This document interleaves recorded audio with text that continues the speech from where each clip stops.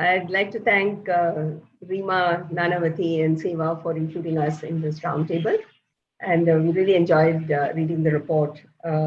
This very interesting report, the project report that was sent to us for this purpose. And also, it was very interesting to listen to all the SEWA women, though I must say that I have listened to them for many, many years. To respond broadly to what Deborah has asked me, human capital is a very deeply entrenched concept, particularly in economics and in the language of the multilateral agencies. Human capital is traditionally measured in terms of years of education, formal education, and the index, human capital index, includes variables like health and education, which is very similar to the human development index, which also includes per capita income. SEWA's paper that we are discussing suggests that this is not a good measure of human capital, and it does not capture the reality of informal workers. In particular, it does not capture what women workers consider as human capital, and that is the whole text of that paper. Further, it does not capture the SEWA approach to enhancing human capital through organization and handholding that helps in increasing productivity of these workers and then naturally increasing their incomes. So what aspects of human capital are not captured or measured that is important to informal workers? While the measure of human capital captures years of formal education, misses out on a number of issues, which in some sense has been highlighted in the paper and also in the talk, in the what the two SEWA bears talk to us about, Parvati Ben and Sharda Ben. So first, acquisition of skills, and here Ravi also spoke about this, through informal sources. These could be traditional skills handed down in the family, like for example, embroidery work, we've seen a lot in SEWA, or informal training from NGOs or trade unions and so on. And not capturing this informal skills in the measure of human capital leads to undervaluation of these skills, and which are mostly skills of women, traditional skills of women. Traditional skills are also kind of undervalued by the family and the women themselves. Still, an outside agency helps them to market their products, which raises the value of that product. In some sense, this was referred to by Parvati Ben in her talk. And this has a number of implications for policy. That one of that is for the definition of minimum wages itself.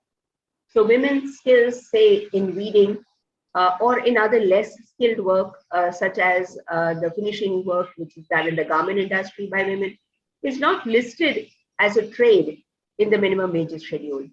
And this has implications for bargaining for better wages under this act. The second thing which is missing out of this is the business training, which is received by these workers in an informal fashion or even a formal fashion from NGOs, from public and private agencies. And this provides them, say, skills in accounting, in management, in entrepreneurship, in how to negotiate. And such skills are not amenable to universal standards, and often they are not captured or counted as skills.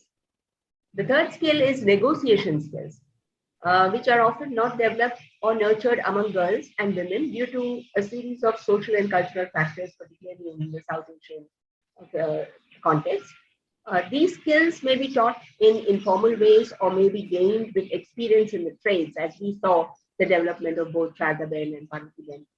While on-the-job training of wage and salaried workers may be easily captured in a measure of human capital, negotiation skills of business among self-employed is very little understood, is understood very little, and is much more difficult to capture. It just gets left out of the concept of human capital. And again, as pointed out in this paper, human capital is connected to all the other forms of capital, and it is enhanced by social capital, physical capital, finance capital, and natural capital. A better measure of human capital really needs to conceive of a way to capture the relation of human capital with these other forms of capital, which would be different for various trades. For example, if we take the case of tribals and forest workers, the skills may be enhanced by their knowledge and access to natural capital. This is in no way captured in any measure of human capital. And the final one, which SEWA, is the expert in, is organization and collective action. solidarity of workers, and hand-holding over a period of time, this helps to increase the productivity of workers and basically adds to their human capital. This is the main approach of SEWA, which is not captured in any measure of human capital. And this helps also in that what I spoke about earlier, the negotiation for better wages, not just wages, but the prices of inputs and outputs, because a lot of these people are self-employed. A major reason why these skills are not captured in the formal technical definition of human capital, because this concept of human capital is based on the idea of wage employment or salaried employment. For wage and salaried employment, years of formal general and technical education are sufficient to measure skill levels of the worker. But for the majority of the informal workers who are self-employed, very much so in Asia and in Africa, they require a set of skills that we have enumerated above. And these are completely missed out in a formal measure of human capital. So to come back to the main question, how to measure these new dimensions to include in the concept of human capital or in a development of a human capital index? How do the strengths of an organization like SEWA, working with women in the informal economy, fit, as Barbara says, into models that rely on measurement? Frankly, in the current version of measurement of human capital, the SEWA model does not fit, or at least I don't think it fits. The new dimensions discussed above here are indicators of an asymmetry of gender and informality. The indicators point to a series of macro structural constraints in the access of markets, credit, and much more faced by the informal workers particularly. Again, this is highlighted in the paper and in the conversation of Shalda Ben and Parvati Ben. So should SEWA be concerned about not fitting into the traditional model of human development? While the SEWA model is not a universal model, it is an important strategy or an approach of organization and handholding to improve the agency and empowerment of women. And since a large proportion of the workers in South Asia and Africa are self-employed, it is important, as I was trying to explain how many of these, their human capital doesn't get captured in the measure of human capital.